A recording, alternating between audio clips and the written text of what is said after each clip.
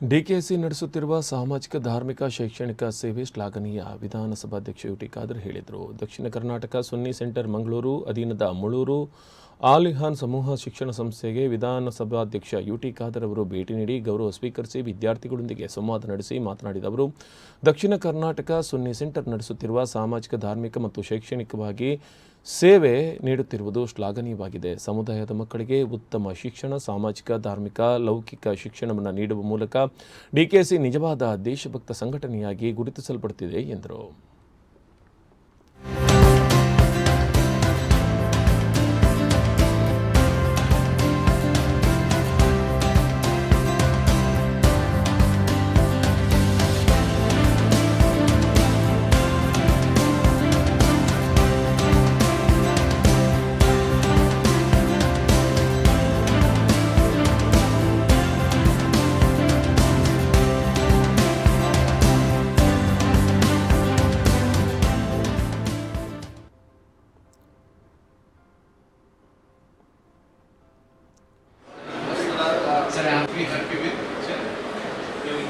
ವಿಶೇಷವಾಗಿ ಅಭಿನಂದನೆ ಶುಭಾಶಯ ಸಲ್ಲಿಸ್ತೇನೆ.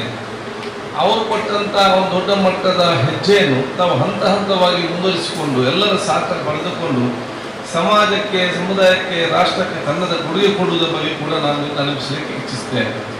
ಡಿಕೆಎಸ್ಸಿ ಮತ್ತು ನಿಮ್ಮೆಲ್ಲ ಶ್ರಮವನ್ನು ನಾನು ಒಂದೇ ವಾಕ್ಯದಲ್ಲಿ ಹೇಳಬೇಕಾದ್ರೆ ಅದು ನಿಜವಾದ ದೇಶಭಕ್ತಿ ಅಂತ ಹೇಳಿದ್ರೆ ಅದು ನಿಜವಾದ ದೇಶಭಕ್ತಿ ನಿಮ್ಮದಂತ ಹೇಳಲಿಕ್ಕೆ ನಾನು